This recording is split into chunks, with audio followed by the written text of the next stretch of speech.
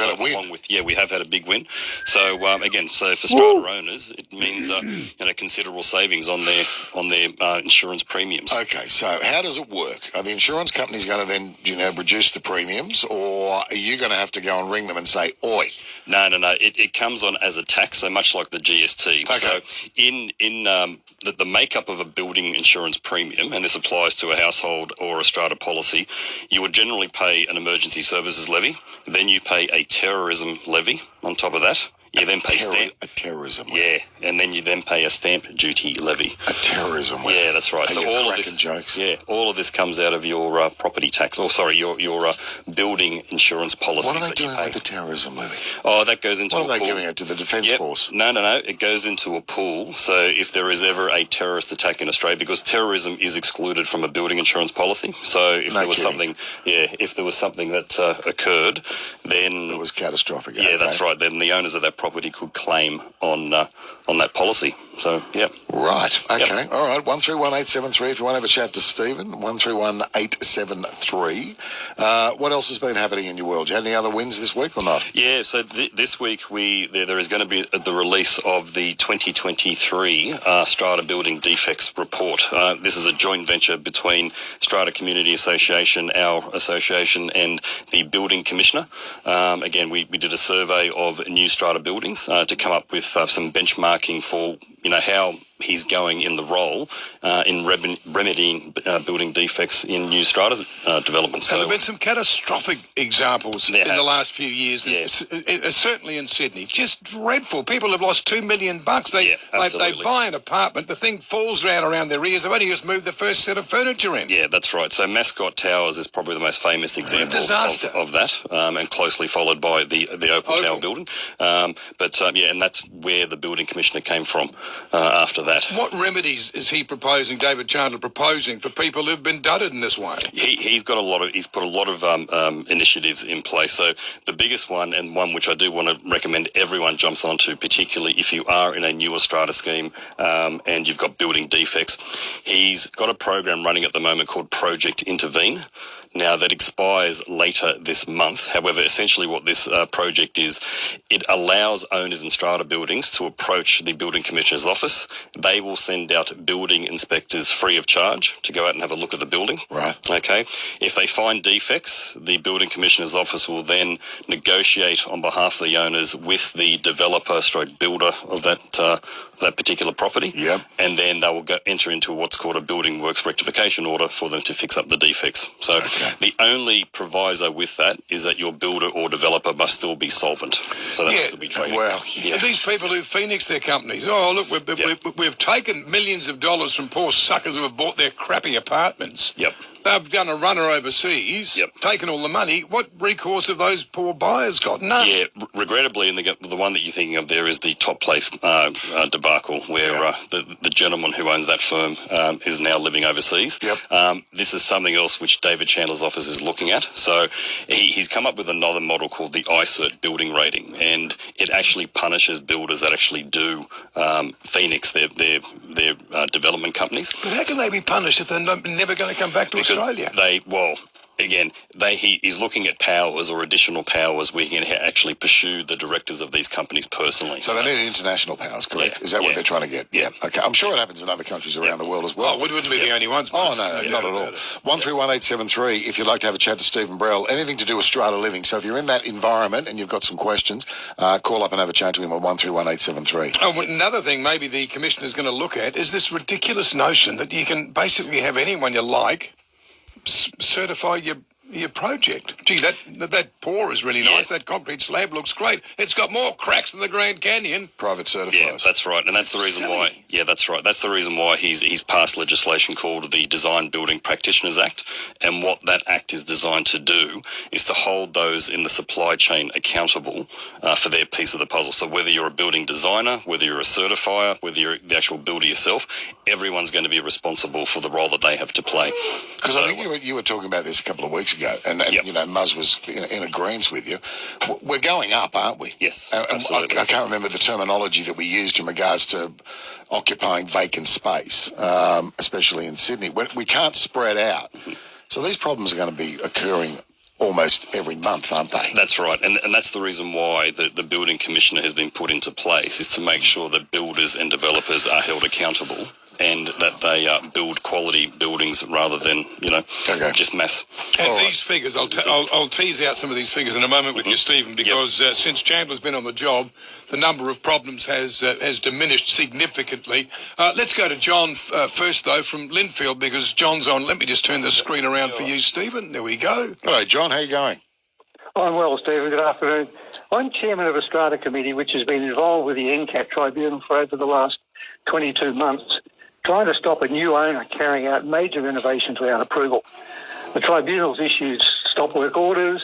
It's also issued cost orders in favour of the owners' corporation and an access order to remediate some work which is non-compliant to a fire order being issued by North Sydney Council. The tribunal has not followed up any of these orders, and they've all lapsed and been ignored.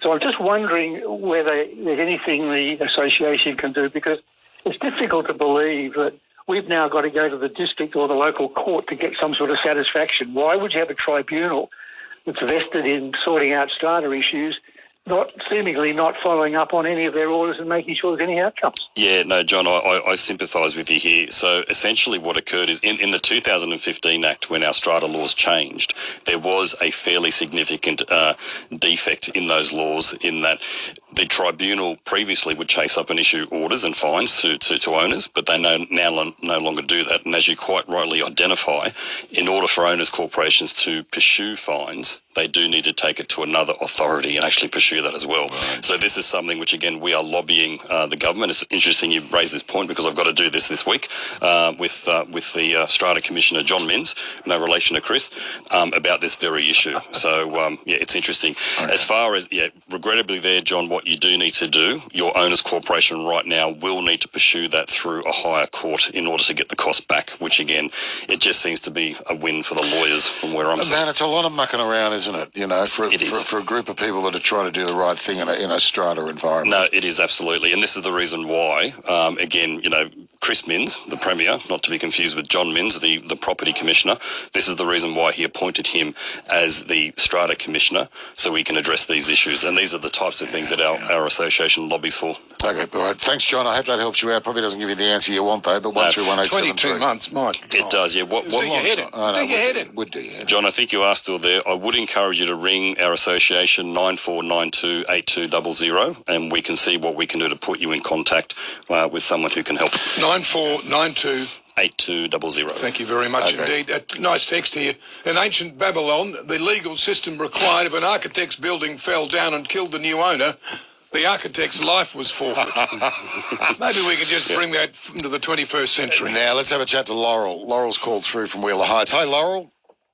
Oh, hi there. Thank you for taking my call. Pleasure. And, Stephen, I don't know whether this is up your alley. Sure. But you were mentioning just then about a building inspector that might be able to help. We're in a block of 12 townhouses.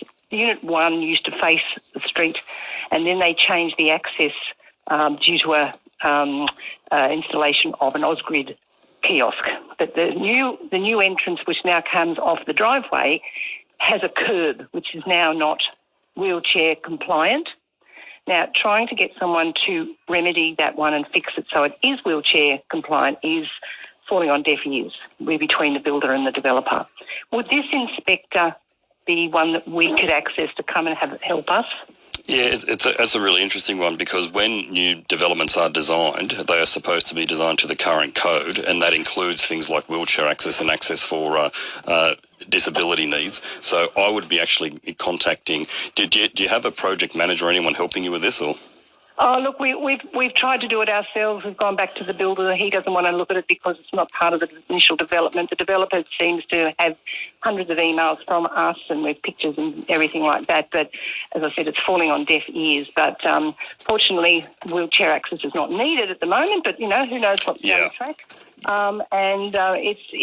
It's probably going to be a costly. I don't know what the cost is going to be, but whose cost is it? Is it the developer? Is it the owner? Is it the strata body? Or it's one of those we just need some help. Yeah, if you leave it unattended, it will end up being your owner's corporation or your body corporate's expense. So if this was an obligation that the developer or builder had to do, and you'll find that out by just simply looking at the council approvals, then yes, I would be pressing them to do that. And I'd be encouraging you, probably the best place for you to go would be actually to lodge a complaint through Fair Trading, and then they'll be able to pick up the matter on your behalf and take it from there. Okay, good on you, Laura. All the very best. Hope that helps you out. 131873 is our number. Where are we going? Let's go to Kim. Kim's called through a Dural. Hi, Kim. Hello, Kim. Hello. Hi, Mark. How are you? Pretty good. How can we help, my dear? How can we help? Well, I'm hoping you can help my daughter. She lives in an apartment which is about 6 years old. She's had multiple defects in her place. Some have been repaired, but the whole building has defects, and their strata has just given them a letter to say they will be required, every resident will be required to pay $1,200 extra per quarter to cover the defects for the next 10 years. I can't see how that can be right. Right, it sounds as though your daughter's building has gone through a building defect claim, and they've probably pursued the builder. And this is what the Murrays were talking about earlier. He may have phoenixed his company, and then What does that mean for people who perhaps haven't heard the Sure. phrase? So phoenixing a company means that you shut it down, you shut your existing trading company down, then you open up a brand new company, rising from the ashes. Do they go into liquidation or not? They do. Okay, all right. Okay. They do. So it's a practice which, again, the building commissioner is trying to stamp out in the building industry because this sort of thing happens. But judging by what you're telling me, Kim, if your daughter's apartment is 6 years old, they've probably exhausted every legal avenue that they can because they'll be getting towards the end of their building defect warranty period.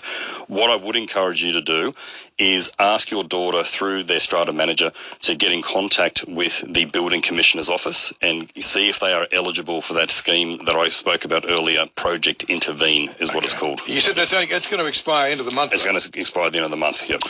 Okay, all right, stay with us. We're going to take a very short break. We're going to come back, more of your calls as well. If you want to have a chat to Stephen Brell from Strata Community Association, 131873. What? 131873. We've got some loans available. Diets, fitness trackers and the BMI. When it comes to weight, you can guarantee that you're going to find a whole lot of misinformation out there. I'm Matthew Ward-Aegis, a science journalist at Cosmos magazine, and in the new season of Debunks, we're going to dispel some of these myths. BMI is one single index, it's one single metrics, it's one indicator of weight, one indicator of health, but it's definitely not the full story. We'll look at everything from exercising to Ozempic to get a better understanding of the science behind your weight. Subscribe to Debunks wherever you get your podcasts. Righto. I want to talk to you about if you're approaching retirement. That's you. That's not me. Shut up. Jacaranda Financial Planning has been giving radio listeners financial advice for many, many years. Look, really, a trusted really name when it comes to superannuation and retirement advice. Now, listen, Jacaranda Financial Planning, they're presenting a very important seminar. It's going to look at everything from redundancy, super rules, getting old like you, tips, traps, account-based pensions, and, big one for you, super death tax. Making your super work a heck of a lot harder. It's a free seminar, 86 o'clock start, but you have to book a place. Jacaranda's All Things Super and Retirement Planning Seminar, 6 o'clock Tuesday, November 28th, the Radisson Blue Hotel, Plaza, Sydney. Give them a call, 1800 40 26 10. Loyalty. It's hard to put a price on, isn't it? Well, not this weekend. Flower Power is thanking all our loyal Garden Lovers Club members with 20% off store-wide. Yep, until Sunday. Members save 20% and earn double points on Sydney's widest range of plants, pots, homewares and outdoor furniture. Some exclusions apply. If you're not a member yet, join free this weekend and enjoy the benefits straight away. We're looking forward to seeing you in store. Our doors open at 7 a.m. Flower Power, the garden people. With our price beat guarantee this Black Friday, Officeworks won't be beaten on price. We've price checked and price dropped hundreds of products. And if you do find a lower price, we'll beat it by 5%. Here's a message from Simply Energy for my NRMA members. Get the Simply NRMA plan and you'll pay 27% less than the electricity reference price, including a $300 credit on your first electricity bill. Now, our legal guys wanted me to say, An average residential customer using 3,911 kilowatt hours per year on a flat rate in the Ausgrid network could pay $1,151, including GST, in the first 12 months of their energy plan. Bills may change depending on usage. Basic plan information documents are available at simplyenergy.com.au. But I'm not saying all that. Simply Energy. Call us today. You're listening to the Two Murrays on 2GB. Thanks to the new McCrispy. It's the next big thing. Try today at Macca's. Available after 10:30am. Righto, Stephen Burrell is with us from Strata Community Association. Back to his calls in just a moment. But before we do that... And now on the Two Murrays, it's time for sport. And here he is, Brady Evans, talking tennis. First of all, Brady, good afternoon to you. Good afternoon again. We've got the ATP finals going on at the minute. Novak Djokovic and Jannik Sinner will contest the final of that tournament. Djokovic defeated Carlos Alcaraz in straight sets. Looked pretty comfortable too. Yeah, I wanted Alcaraz to win. I'm sick of Djokovic winning everything. Shut up over there. Tennis. Yeah, well, I memean, Djokovic is going for a seventh title. Good rally. He's 14 years older than his Italian opponent, and yet Sinner is the first Italian man to play in a final there as well. So big pressure on his shoulders, a 22-year-old, but he's the only undefeated player in the tournament so far. Right, very good. I'm going to throw something at you in a minute. What else do we have, young fella? There's this story out of the Herald just popped up on their website. Sharks playmaker Matty Moylan. We could have seen the last of him in the NRL. He's in talks with English Super League club Leigh Leopards, formerly the Leigh Centurions. He about an immediate release to head off to the UK. He struggled to have a starting spot with Cronulla in the back half of their season. Who's he up against? What do you mean for the Sharks? Yeah. So you've got Nico Hines and Braden Trindle with the starting there's a bit halves. of depth there, right? Yeah, and Will Kennedy's sort of the first choice fullback. I think Moylan, in his older years, he's now 32. He can get some super. He can bank some super, go to England. He doesn't quite have the speed, I think, or in many people's opinions, better judges than me, to keep playing fullback. So he's had that shift into the halves. So they've got a few handy players there at the Sharks. So by all reports, they won't stand in his way if they can come to an agreement. Adrian Lamb has one more spot in his roster. He's the coach of Leigh. Yep. One more spot in his roster for an overseas player. And like Moylan could be the right fit. May have been filled. Perhaps. Good on you. Thanks so much, Brady. Brady Evans there talking sport. Indeed. 29 minutes after 2 in Sydney, 29 after 1 in Brisbane. This is Strata Matters for the Strata Community Association, New South Wales. The peak body representing the strata industry. Righto, let's take some calls. Maria's called through from Parramatta. G'day, Marie. Yes, hi. How can we help? We've got an old building and it's got concrete cancer and it's quite dangerous because it's bits of concrete falling and things like that. But anyway, we had one engineer's report. It's very comprehensive and it said to do lots of things like waterproofing, place balustrades and so on. But then others got another engineer's report and it said just don't do waterproofing and the repair will be much, much narrower than the first engineer. And is it possible, I know that the building commissioner only checks out new buildings at the moment, but is it possible with that new legislation coming in, the Builders Off Commission Office, do you think they'll ever check old buildings as well? Because I'm worried that this repair mightn't cover everything. Yeah, it's very interesting that you say that, Marie, because under the legislation, and this is what the Building Commissioner is trying to achieve, it's not only to look at new builds, but it's also to look at how owners' corporations are repairing and maintaining their properties as well. So these works that you describe, they will fall under a piece of legislation called the Design, Building and Practitioners Act. And what that means is any person who is actually undertaking the work will need to comply with the regulations under that act. Right. Yeah. Now, as far as the scope that you've described, it sounds as though there you've got two different scopes of works from the engineers. One looks like a fairly detailed scope of works, and they're recommending waterproofing, upgraded balustrades, those sorts of things. That is not uncommon for an owner's corporation or a building owners to do, particularly when they've got major remedial works, because it's much more cost effective. Even though it's going to be a grander total price, it is much more cost effective to do all these works at once when you have scaffolding around the building and you've got the trades tradesmen on site rather than trying to do them piecemeal individually. So that's probably what's happened there, is that you've got two slightly different scopes of works, a fairly detailed one and a cheap one. And then that gets back to this issue that we have discussed before with callers, and you've mentioned it many times, Stephen. Many people, they can't afford it. That's right. They cannot afford to.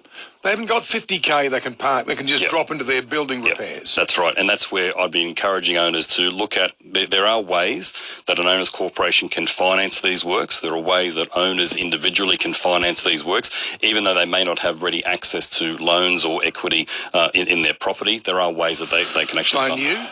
They can phone us. Yep, absolutely. Okay. 94928200. Just off that, a mate of mine has sent me a text who's a project manager and works with a massive organisation. He said, hey, mate, the building commissioner talks about fixing defects, but pushes consultants to get licensed by building workers, the waterproofers and concrete guys that create 99% of the defects. He's not proposing to get them licensed. Do you understand that? I do understand that, yes. So traditionally the way building works is that the builder, the principal contractor, is then responsible for all the warranty works of all the sub-trades. Okay. So that's traditionally how it works. Right. But the building commissioner is pushing for these skilled trades such as waterproofing and so forth to become certified. So they can actually, there is some sort of qualification. So you're trying to tell me I can lay a concrete slab and not be certified or licensed? Yep. Are you cracking jokes? Who thinks that's a good idea? What, the thing that the whole building sits on? Yeah, again, because the builder is the principal. They are the ones that are principally responsible. Unless they do a runner offshore. Yeah, that's right. Yeah. Holy crackers. It seems back to front. So anybody can be a concreter or a waterproofer? Yep. Okay. But again, the builder's taking on a huge risk if they just use anyone. Yeah, the police. It's going to cost them less and it's cheaper and no one's going to see it, and they would have probably done the bolt before there's any issue. Here's one from Jean. Hello, if using private certifiers, why can't they make it a rule that council can access, build and do checks at various stages? The certifiers can do what they want with no ramifications. Yeah, well, it's not quite no ramifications. So that was the system that was in place right up until the late 1990s. Yeah. They got rid of it in favour of private certification, which has got us into the hole that we're currently in. Yeah. And the simple answer to that question is, in the good old days when councils would certify your building, the councils didn't want to take responsibility for being sued, and that's the reason why they pushed it onto the private market. Oh, well. And now we're trying to go back round the... All care and no responsibility. Yeah, exactly right. And here is a text from Rod that just goes to the very point that was raised a moment ago. A friend of his owns an apartment in Sydney. They all have to pay $30,000 to repair windows and waterproofing issues. A total disgrace, stressful for her. Again, Rod, get this number down. You can ring Stephen and the team, 94928200. Maybe you can get some advice. Yeah, all right. Nice. Greg's called through from Como. G'day, Greg. Yeah, g'day, fellas. Love your show. Thank you, buddy. Listen, I think that's terrific. Look, and I think Steve just stole my thunder in that. Look, and I've had experience with this. I was a building surveyor or inspector for better part of 30-odd years in local government, and became a town planner as well at the end and headed up a planning department. The amount of problems I've seen handed to council by, I don't want to bash certification, but really this is lies one of the major faults that have caused, and Steve's right by saying it occurred in 1998. Why does not the Commissioner look at handing back the powers of certification away from private certifiers who can have a very, very close link to the developer and or the builder, and give it back to an independent body that's looking after the construction of these buildings and certifying these buildings independently, because they're doing that for the community. And if this was to occur, you are going to fix up a huge amount of the issues. Can I tell you, gentlemen, if you were to contact any council now, and they would tell you the amount of problems they're trying to clean up that they're receiving from certifiers that have just done the wrong thing, it's fallen back to council, or the certifiers have disappeared. Why not have it go to the councils that never disappear? They're there. If they make a mistake, they're responsible. Surely this should go back. You're going to find, and I speak from experience, that you are going to find that 80% of your issues that are happening now will be resolved. And this is what the government needs to do. Yeah, Greg, I think it's a really good suggestion, and I know that is something that David is looking at. He'll be the first one to tell you that he can't boil the ocean, so he's trying to do this in a very sort of structured way in getting getting builders back to being responsible, for their works, and then all the people in the supply chain, as I said, the designers, the architects, the certifiers, they will all be on the hook for their part of the process and their part of the responsibility of making sure that buildings are built properly. It's funny, we just have conversations with people about things that they're having done at home or what, and you say to them, how'd you get that through? Oh, mate, private certify. We organise one. Really? Yeah. The old nudge, wink, wink. Stinks. Absolutely it stinks. 131873, that's our number. We're going to take a break. Yeah, I just want to give Stephen's number again, and I'll do it slowly. I've just been complained about. I'm giving it too quickly. You are speaking quickly today. The Strata, I'm cranky today. The Strata Community Association. This is Stephen and his team. The Strata Community Association. And here's the number, 9492 8200. 9492 8200.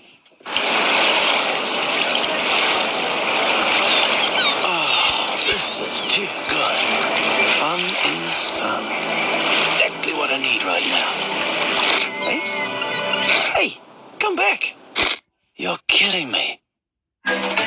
Don't let that get away. Get away. Check your Air New Zealand credit, view your balance and explore ways to use it. Visit airnewzealand.com.au or your preferred travel agent to learn more. Hey. Yes. Going to be a good time, great adventure, loads of laughs and a massive buffet. Yes, the buffet, you're really looking forward to this. It's the 2024 British Isles cruise with Travel Right and us, the two muzzies. Yeah, on board the Regal Princess. We're going to Dublin, Edinburgh, Cork, the buffet, Glasgow and a whole lot more. You're the buffet buffet.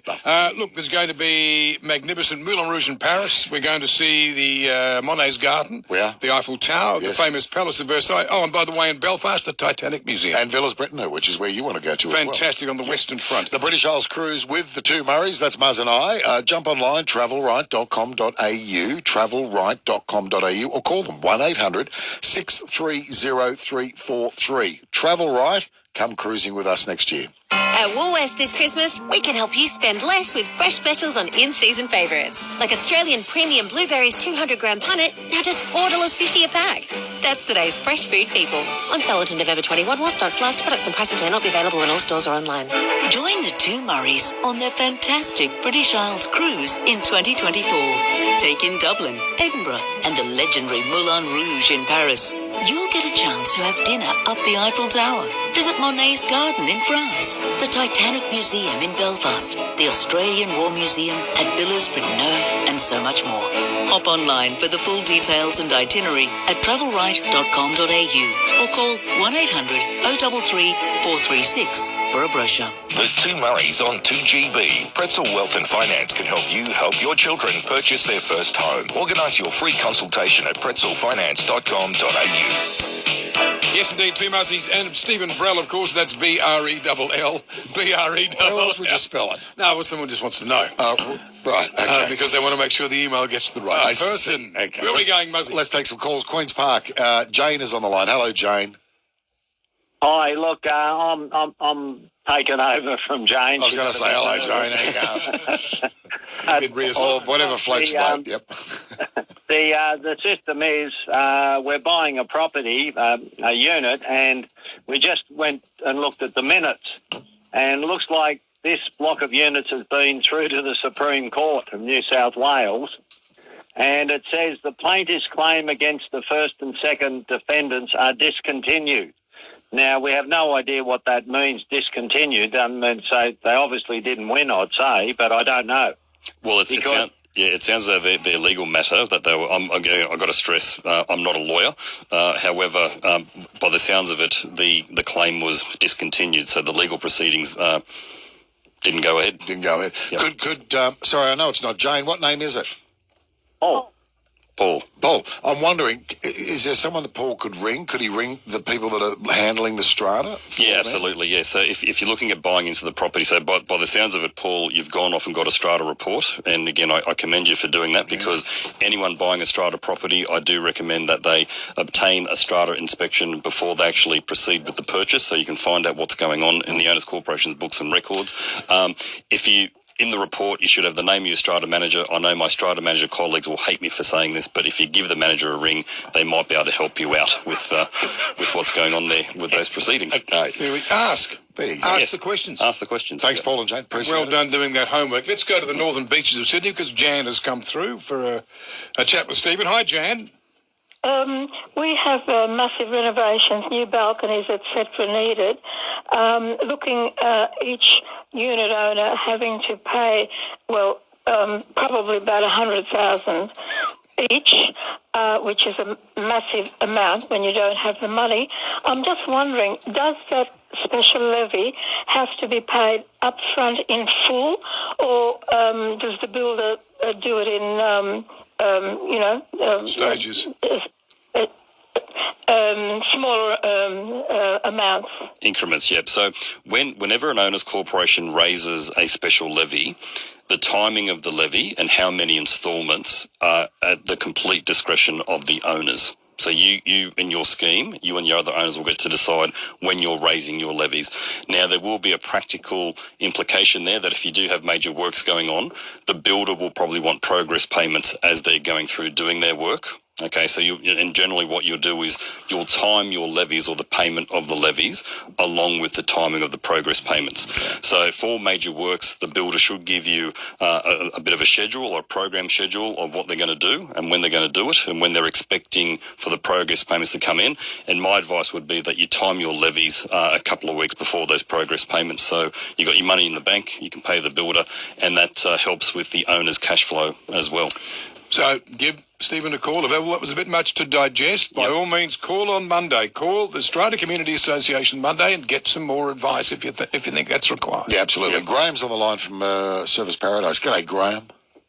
Hello, Stephen. How are you, mate? Good, thanks. I've got a question. In Queensland, there was a change in legislation last week regarding the 75% rule for disbanding a body corporate if it becomes not worthwhile fixing them up, or people can't afford to do the renovations to fix them up. Mm-hmm. My question is, how are they going to value each unit of entitlement or apartment? Okay, so what normally happens there is when a development is what we call terminated, what will happen is there is usually an offer from a developer who's going to buy the entire building, then they're going to redevelop it. So their offer is to everyone in total. They're not generally not individual offers, and then how that offer is divided is, as you rightly say, via your unit of entitlement or by your shareholding within the building. So this is one of the rare occasions that when you have a higher unit of entitlement, you tend to get more money than what your neighbours will. Right. Yeah. Okay. All right. So, Graham, I hope that solves your problem this afternoon. Stephen Brell is with us, 131873. Let's go to Ipswich in Queensland because Felix is online with a query about a driveway. Hi, how you going, Felix? Oh, it was a bit of a build. Felix, you there? No one there. No. Hello. Hello, Felix. What have you got, mate? Yeah. I just got a question, I got a problem with one of the contractors, through my house, the driveway and the 1 meter pathway around the house. Yep. And I looked through him through high pages in the internet. And that time, 2019, I take for granted they are registered with them. Obviously, they check them or whatever. So I didn't bother to check them out until they finished the job of problem. I complained to QBCC. The QBCC inspected it and found him. I think they find him, I don't know how many money-wise, I don't know.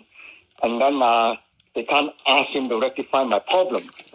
Until now, where am I going? I don't know. QCAT, any deadline or something, And how to go with QCAT or something, So you're saying where would be the best place to go and complain, or at least find out a bit more about how you can make sure you get satisfaction in the work that you've done? Stephen, how can Felix get to some satisfaction here? Yeah, it's a great question, Felix. I'm going to say I'm not an expert in Queensland legislation, but I would suggest to you it's very similar to what goes on in New South Wales. What I'm going to refer you to, however, we do have an office up in Queensland, so Strata Community Association up in Queensland. Their number, obviously if you're in Queensland, 07, but it's 3839 3011. And I'd recommend you give them a call tomorrow morning and they will no doubt be able to point you in the right direction. Is there any discussion with you and your colleagues in the other states to say, listen, enough's enough? Can we all get on the same page? We would love that. What do you mean? Why do you say we would? Who's stopping you from doing it?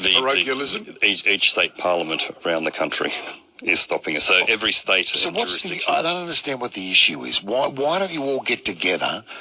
And why? I don't understand why the governments want it to be different. It's like the education system. It's different in every state. That's right, and it's like the train system, which is different in every state. I mean, Yeah, they're different exactly gauges in Queensland. For They've been the God's same sake, since but first why? fleet. But don't you all want to be on the same page? Don't we all want to be doing the same thing and learning from each other and picking the bests out of every rule and regulation and putting it together into one document? You are preaching to the converted here, brother. Yeah. This is something which, again, we've been lobbying for a long time. I guess one of the questions is, which system would you adopt? Well, I don't know. Somebody would have to sit down and work out what the best system is. That's But right, then that I suppose that would make all the ministers totally irrelevant in each state because you'd only need one, wouldn't you? Yeah. Which would be a federal thing. Okay, all right. You've got a bit of a fan here, Stephen. Kerry says, never let this man or his segment go. I put on the popcorn, grab a pen and paper and sit here and all. They'll carry me out of my house in a box.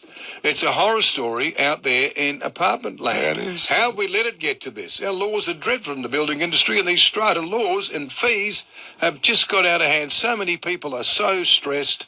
It just seems to be a really horrible space to be in for so many people. Yeah, no, look, my advice to people when they feel like this way is that, look, you got to remember there is 85,000 strata schemes in New South Wales. There's, over 2.2 million strata lots in Australia, and we only ever hear about the bad stories. Yeah, that is true. So most people do live in quite a harmonious environment. Strata living, it's a lifestyle choice. And for a more lot of us people. are making that choice. That's right, yeah. And, as you said, I heard you say on the way in, most people will live in a strata complex at some point in their life, whether they're getting into the property market or they're getting to retirement age when they move into a community style property. Yeah. So but in the main, most strata schemes.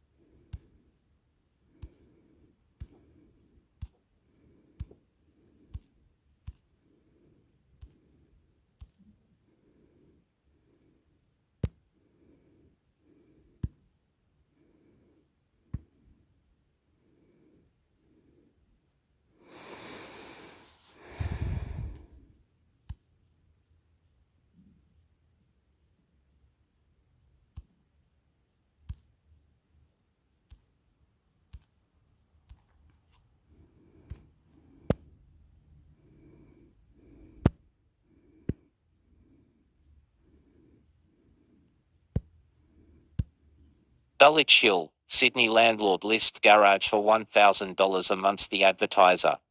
In a shocking display of Australia's extreme and growing housing crisis, a Sydney landlord has offered a dank and small garage for $250 a week. The listing, posted to a Facebook page for rentals, shows a bed and a mirror propped up against the roller door of a garage, with a fridge and shelf lumped next to the home's water heater. Looking for a person to rent out the garage, in Dulwich Hill location, $250 a week, for weeks bond, plus bills. The listing, which has since been deleted, states, must have employment and be able to direct debit rent weekly or fortnightly. This leasy quiet location is situated off the main road near to bus flash tram, bank, chemist, shops and post office. The lucky renter would have fared the house, with a 70-year-old female and a 50-year-old male working in construction. The post has gone viral, with TikToker Zoe Iron mocking the listing to nearly 36,000 likes. Whose parents are trying to rent out their garage for $250 a week? She says. Not my parents. Just a listing I saw on Facebook. Other TikTokers expressed outrage over the listing. Are they not embarrassed? Major Flowers commented.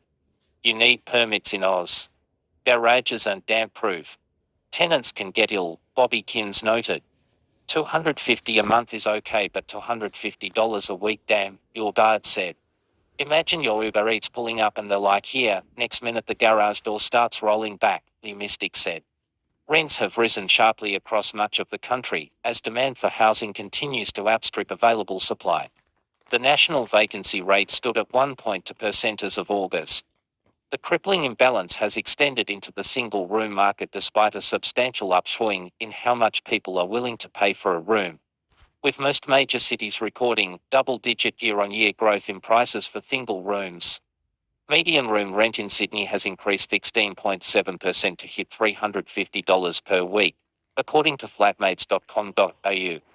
Multiple suburbs also showed zero listings for spare rooms in October.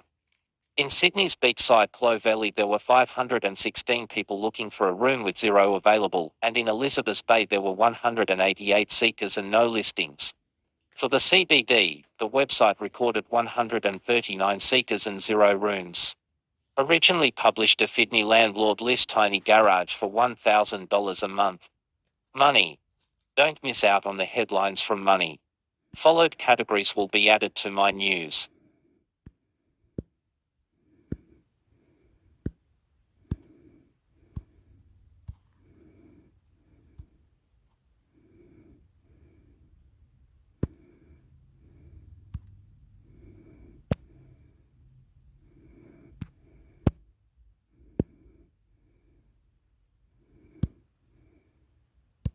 Bushfire threatens Millmerran, the Pines in Queensland's Southern Downs region. The Advertiser. Residents of a small community in southern Queensland are being asked to leave immediately as a dangerous bushfire creeps through the area. The Queensland Fire and Rescue Service released an emergency broadcast on Sunday morning for southeast Queensland town of the Pines near Millmerran in the Southern Downs region. Leave immediately, Hugh says states bluntly in a warning. Your life could be at risk. It will soon be too dangerous to drive. If you do not have a safe place to go to, there is a place of refuge at Wyra Grove Progress Recreation Hall at 70 to Primrose Drive, Millmerran Downs.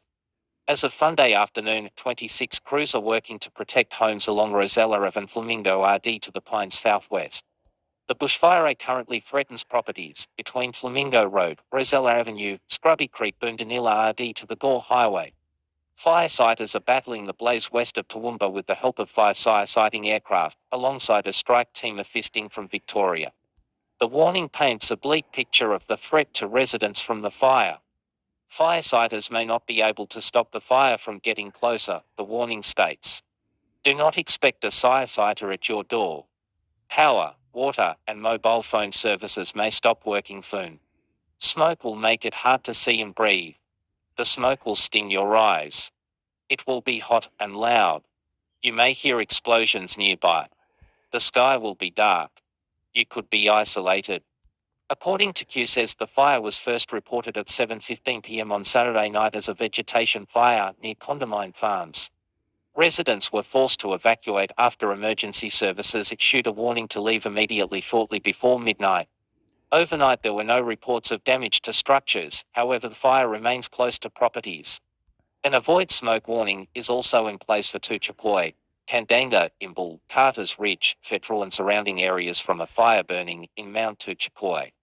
No properties are currently at risk, but Q says advises affected residents to stay inside and close windows and doors. Keep respiratory medication close by. Follow your bushfire survival plan now.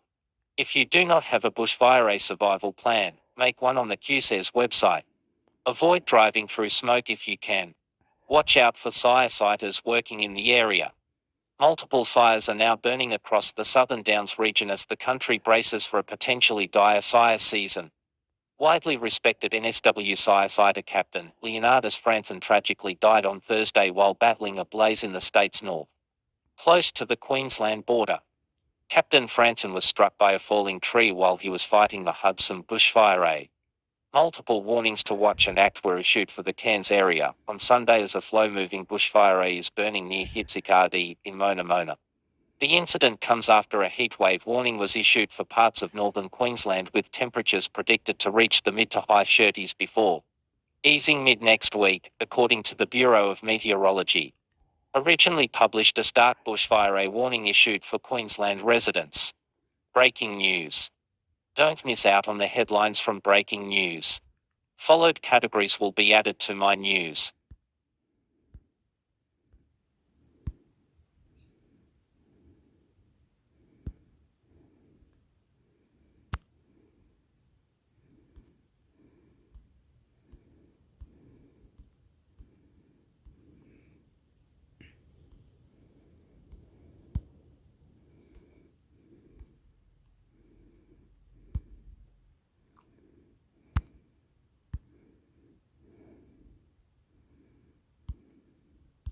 Port Pirie residents wants compo after Telstra outages news.com.au Australia's leading news site. Some locals in a small South Australian town are up in arms and demanding compensation from telecommunications giant Telstra after a rolling network outage disrupted coverage from last week. Port Pirie businesswoman and Telstra customer Claire Marks, who used to run a fish and chip and pizza shop in the 14,000-strong town, said the outage had disrupted her plans to list her father's home for sale. It's been a nightmare, she said. The only way I could communicate with the real estate agent was to go into the office and speak to him. It just made life difficult. We had to do things in person. Little things like trying to find the authority for the real estate agent. I couldn't find the authority because I couldn't download the email. She said she had heard from several businesses in town who had suffered losses from the outage. They did struggle, she said. Some of them mentioned to me they lost business. A worker at Carpet Court on Ellen Street, said the outage had likely pushed back business, though she said she couldn't assign a dollar value to any potential losses. We haven't been able to send out quotes, receive payments, our phone calls haven't been going through, she said, adding that her views were her own, and not the official position of the business. It has irritated customers and it has irritated us. And it's not a great time of year for this to be happening. Everyone wants stuff done before Christmas. They want their houses looking pretty for Christmas. The outages started last week as Telstra moved to upgrade its mobile site at Port Pirie. The company is bringing 5G coverage to the region, which Telstra Regional General Manager Michael Patterson said would deliver faster speeds and higher capacity for customers. The $44.50 billion ASX listed company notified customers via FMS of the impending upgrade, beginning on November 9th, and possible impacts to coverage, but some residents claimed they did not receive notification beforehand. Rachel Bonnie Moyle posted to Facebook a notification message she received from Telstra dated November 14th. MS Mark said compensation was owed to affected Telstra customers.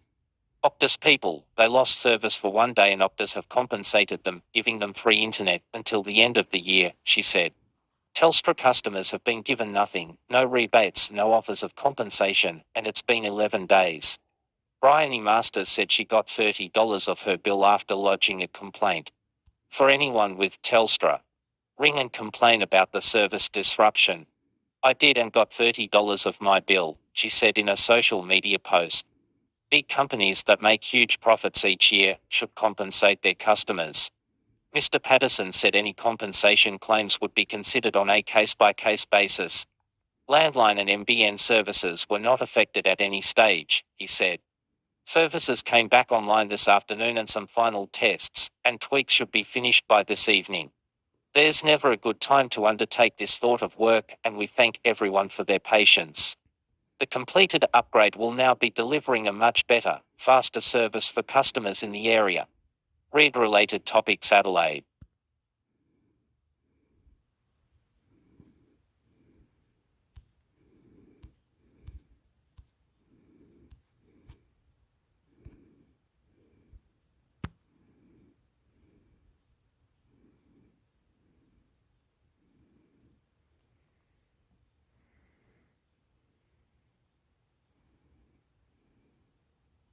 Come on, what are you doing? What's going on, mate? What are you doing, bro?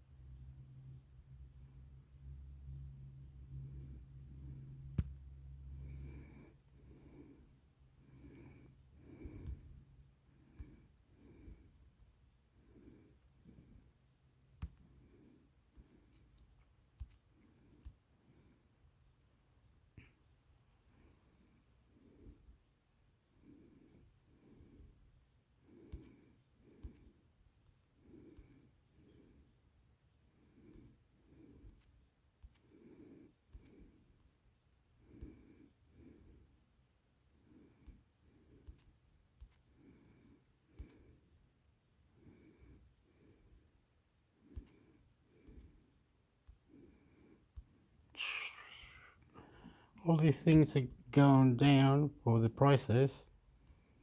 S22. Let's see, flip time.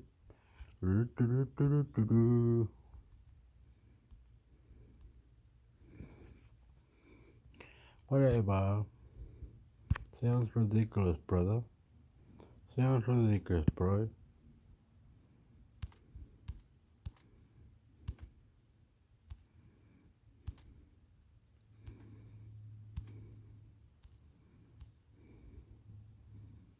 I'll see. We'll show this me after strategy.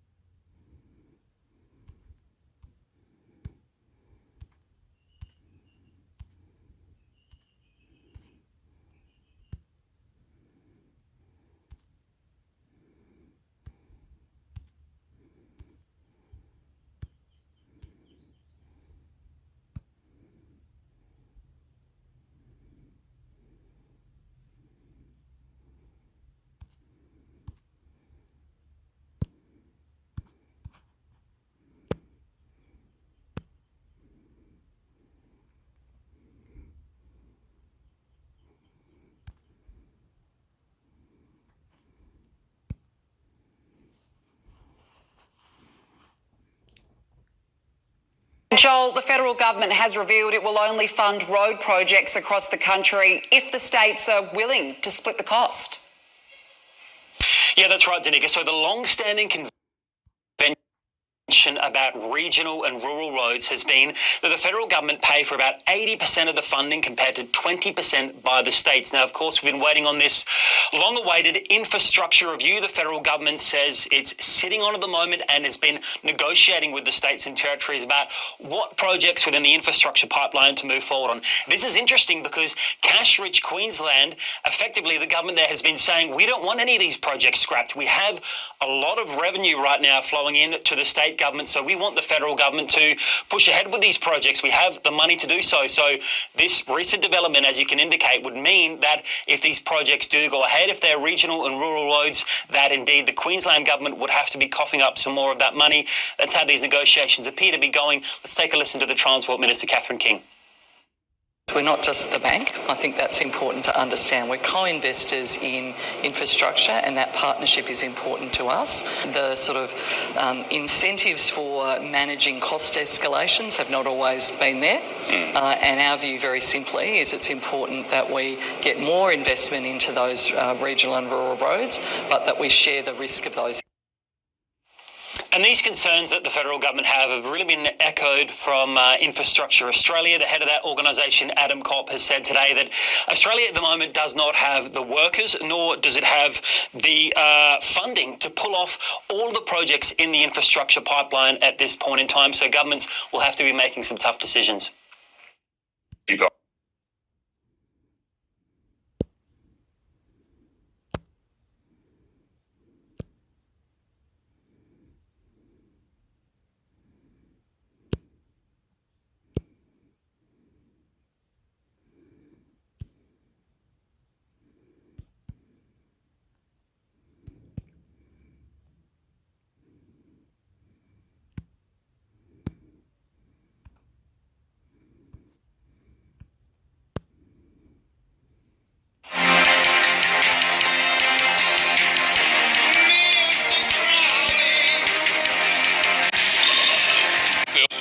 And Joe's over there too. And oh boy. So here's my trick. I put espresso in a cup. Pay back my student loans, dumb fucks. Some more headlines here for you. I'm just going to read down a few. So David DePepe, the Pelosi pounder, that person, Mike, he's known as the San Francisco Hammer. Okay. Oh yeah, San Francisco Hammer. Sorry. He was found guilty in the hammer attack. I can't believe that. After he went up on stage and confessed his crime in a larger conspiracy. Trump and Tucker Carlson.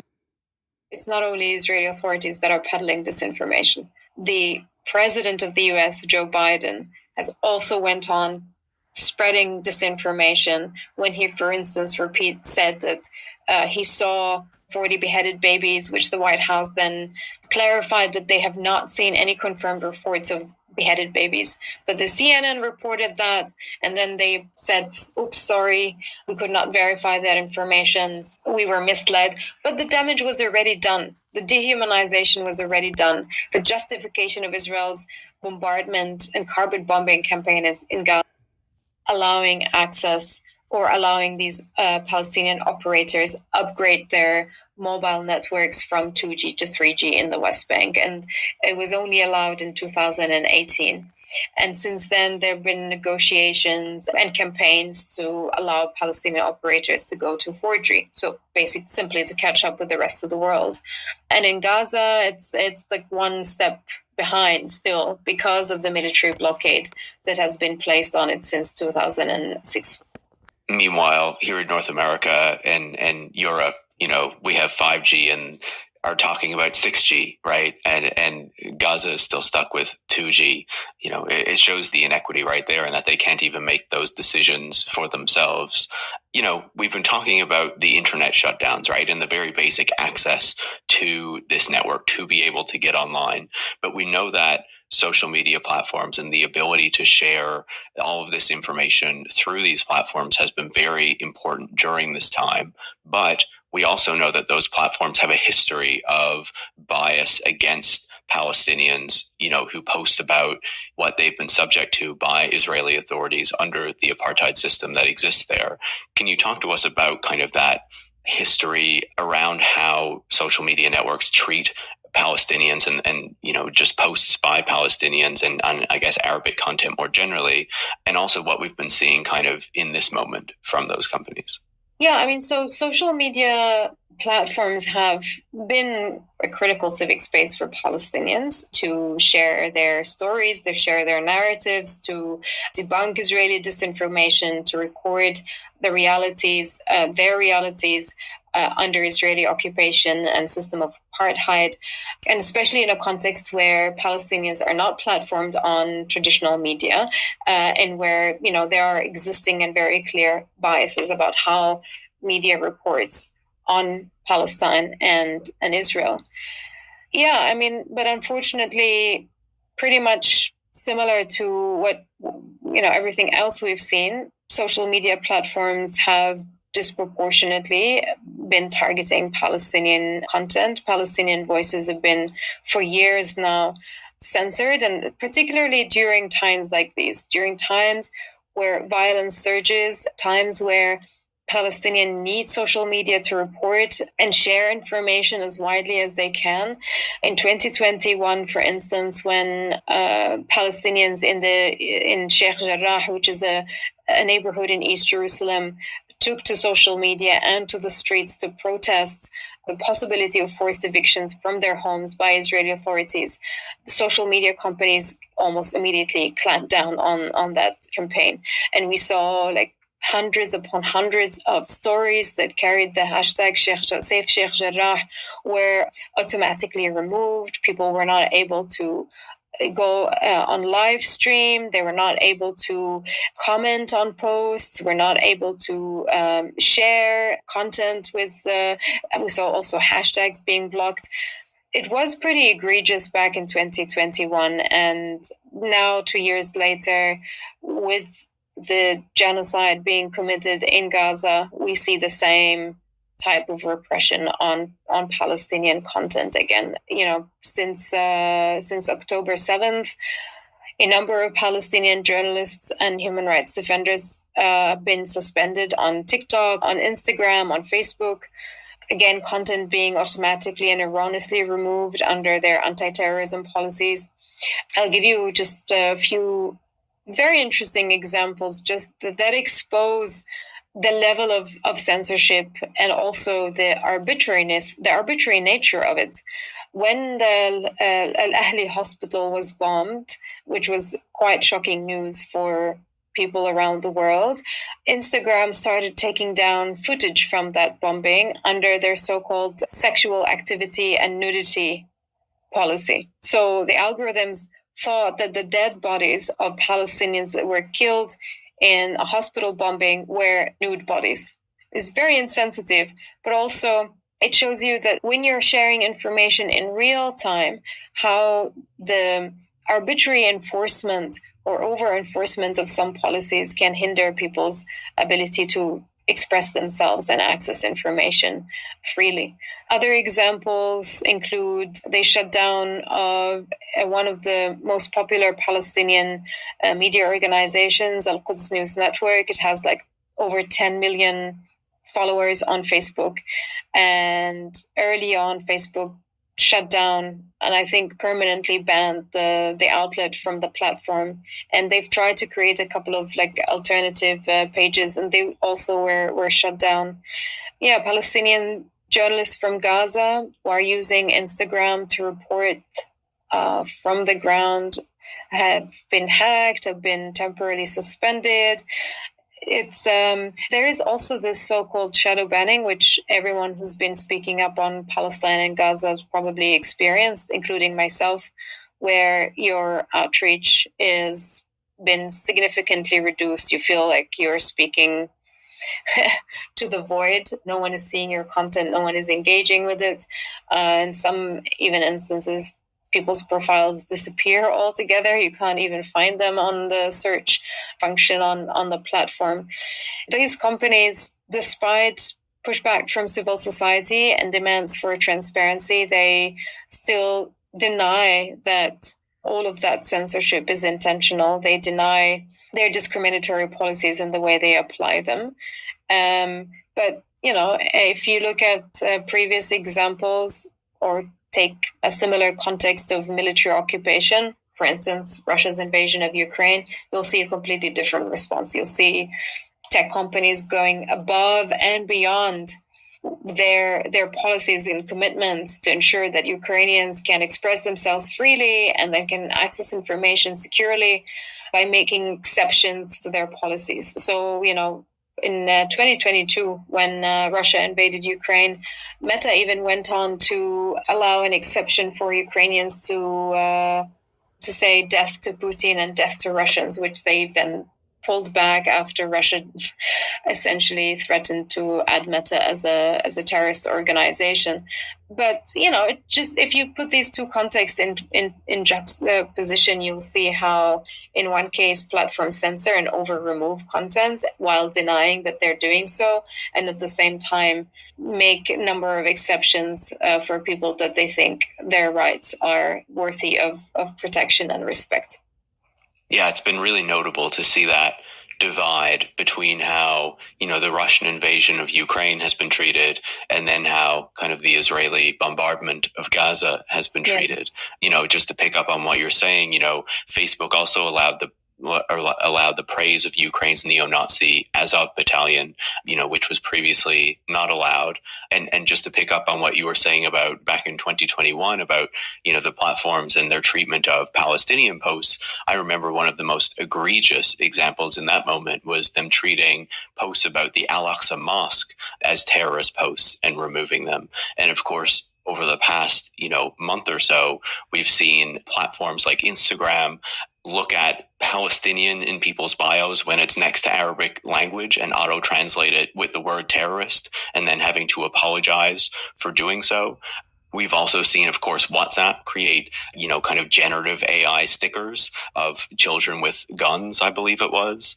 And there was also, to go back to Hamle, this organization, they looked at posts that were being made on social media and again found that, kind of hate speech posts in Hebrew have proliferated since October 7th, hate speech against Palestinians. And this kind of stuff has not really been reined in by these major platforms and by X, Twitter in particular. But meanwhile, you have this kind of aggressive censorship of Palestinians and the types of things that they post on social media. Indeed. I mean, also to add to that, we're the types of content restrictions we see, if some of it is really ridiculous. And I say ridiculous because I can't find any other adjective to describe the level of censorship we see on social media. For instance, Palestinian flags are automatically hidden on Instagram comments. Why? Because Instagram finds them offensive.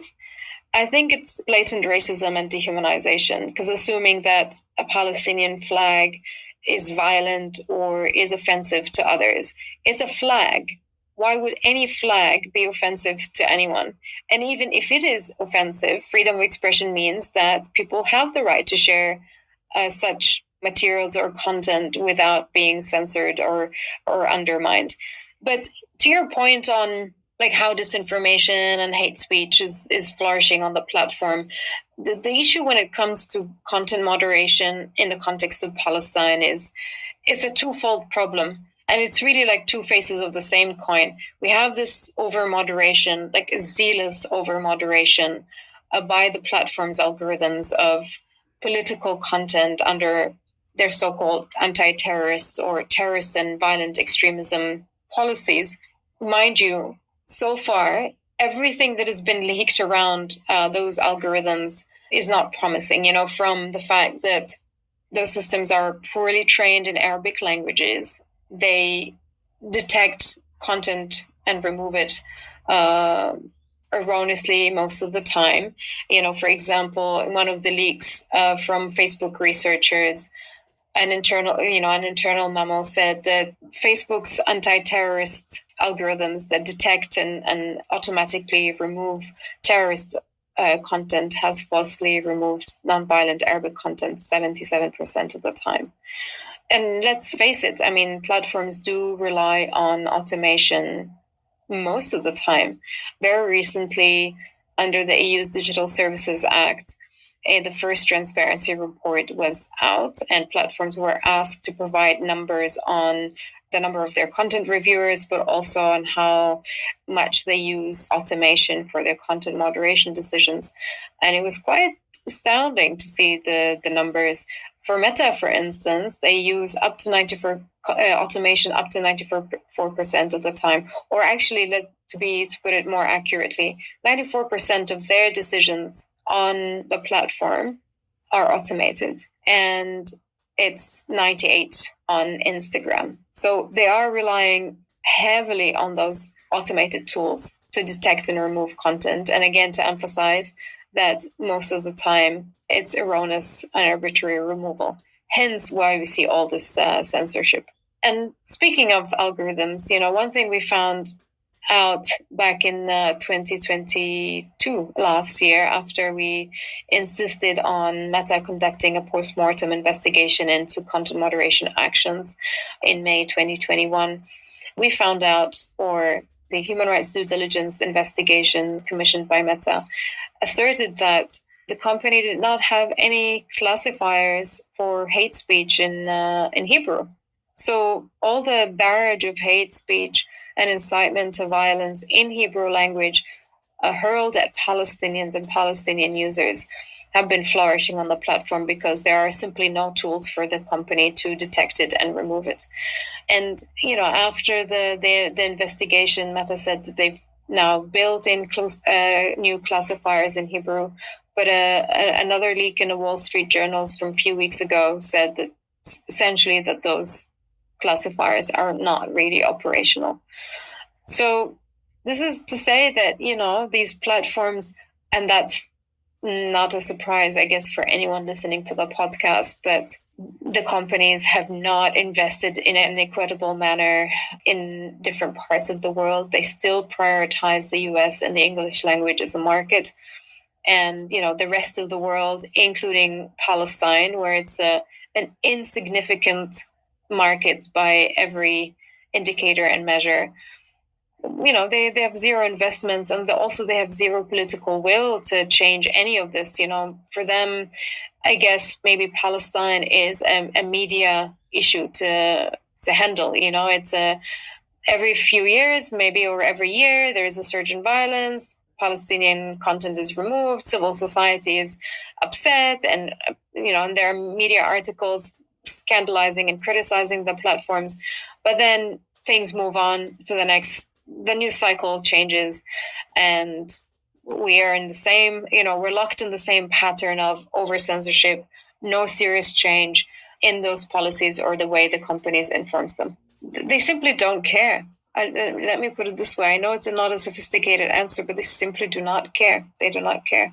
I think what you're saying there is really important, though, right? Because it's, on one side, the economics of it, right? There's not a whole lot of profit in ensuring that kind of a Palestinian user base is happy with what they're doing, but is also kind of represented properly. But then on the other side of things, we know that the Israeli authorities have a lot of resources that are dedicated to how they are portrayed on social media, but also how Palestinians are able to use social media. And we know that they flag a lot of posts to the social media companies for review and removal, and that, companies like Meta are very open to those sorts of things and are very responsive to it in a way that they're not to Palestinian organizations who would try to do something similar, who have far fewer resources to actually do that kind of work, right, than what the Israeli authorities have. But then on top of that, I think it also goes back to what you were saying about misinformation and disinformation and kind of the larger picture of not just what happens on social media, but on Western media reporting as well. Because one of the narratives that we had very early in October, as this was kind of taking off, was that there's so much mis and disinformation spreading at the moment, it's hard to know exactly what is going on, as though it's this completely kind of depoliticized thing, that there's just all this information out there and we can't weed through it, and oh my God, I don't know why this is. It's just technology and social media platforms. And it's like, okay, yes, there's a lot of that information out there, but why is that the case? Why is it so hard to get accurate information in Gaza? It's because that there are communication shutdowns. It's because the Israeli authorities are keeping journalists out of Gaza so they can't get in and see things accurately. And now that they are allowing journalists in with the IDF, they need to submit all of their footage for review to the Israeli army authorities before it can be published. Organizations like CNN have been very open about the fact that they've agreed to these terms. So I wonder how you think about this question of misinformation and disinformation and kind of the power imbalance that is very clear in the type of information and the type of false information that has been spreading online, over the past month or so as Israel's bombing campaign has continued in Gaza. Yeah, I mean, Israel has a track record of spreading disinformation and war propaganda. For many Palestinians and observers, it's almost like they use the same playbook all the time. There's an atrocity committed, and they plant a complete hoax information, which then causes this massive debate about, did it happen, did it not happen, who was responsible for it? And the narrative shifts completely from the actual atrocity and the human suffering that it caused to a question of who was responsible for it. We saw that in the murder of the Palestinian American journalist Shireen Abu Akleh, who worked for Al Jazeera. She was shot dead in Jenin, and the first reaction from the Israeli government online was to post a video claiming that she was shot down or she was gunned down by Palestinian militia. And thanks to journalists and also human rights organizations, they've quickly debunked that piece of disinformation with evidence that actually the location or the footage that Israel shared were kilometers away from where the journalist was actually standing. And that playbook then evolved. We saw the same playbook used in the bombing of Al Ahli Hospital. I mean, the bombing happened, which was quite horrific and harrowing. And the thing that they've done is they posted a footage online that showed of course, they claim that it's a failed Palestinian rocket. They first said, I believe it was Hamas, and then said again it's Islamic Jihad. And the footage was called, people called them out. People are not idiots. So they said, well, this video has completely the wrong timestamp on it. They deleted it. And then they came back with another footage that was recycled from another conflict, also called out and deleted it. And then they posted another footage and alleged intercepted call between two Hamas members in which they said that the rocket was fired by Islamic Jihad and landed in the hospital. And the narrative, the conversation, the debate online and offline shifted from the actual atrocity to who did this. And with that, of course, Israel evades full responsibility. And this round, we do not have reporters on the ground. There are very, very few. I think Al Jazeera probably is the only global media organization that has reporters on the ground at the moment. And that's why the Israeli authority wants to shut down its office, and why Secretary Blinken also reportedly had asked the Prime Minister of Qatar to have Al Jazeera tone down its coverage in Gaza. And because we don't have reporters on the ground, there's also less and less footage being shared on social media by citizen journalists and bystanders. It becomes hard to verify. So this is to say that information vacuums, of course, breed disinformation, because who is there to investigate and to verify the Israeli claims around those war crimes and atrocities? It's hard, and it's harder when Western media entertain and publish those thoughts without any scrutiny or proper or due investigation from their side. I think there is a question for later, maybe not now, but once there is a ceasefire and the bombing stops and the dust settles, whether there will be an investigation into the war crimes and crimes against humanity that were or have been committed or are being committed in the Gaza Strip, and whether Israel would allow for such an investigation to take place. They want us to take their word for it, and some of those claims are, to be honest, are quite ridiculous and even an insult to anyone's intelligence. So yesterday, for instance, we saw footage from the Israeli army from a children's hospital in Gaza, the Rantisi hospital, in which they alleged it was used as a Hamas command center where they held Israeli hostages, and they're using diapers and a baby bottle they found as an evidence that there were hostages held there. Well, they are in a children's hospital where many displaced Palestinian families were taking shelter. And then there's, of course, this whole thing about the calendar meme where, they found a handwritten calendar hang on the wall, and they're like, oh, look at this Hamas terrorist guard list, where it's simply a with their names on it, where it's simply a staff shift calendar with the names of the week written on it in Arabic.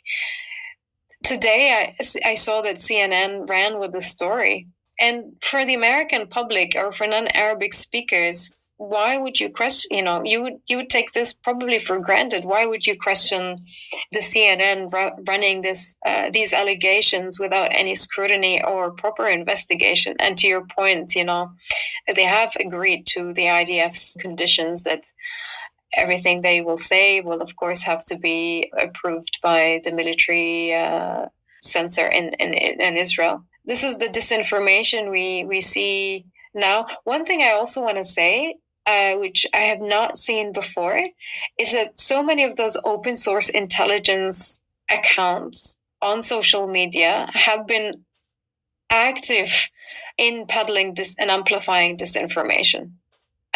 Some of those accounts have been quite active in the context of Russia-Ukraine. So they've built an audience and probably credibility to their reporting. And now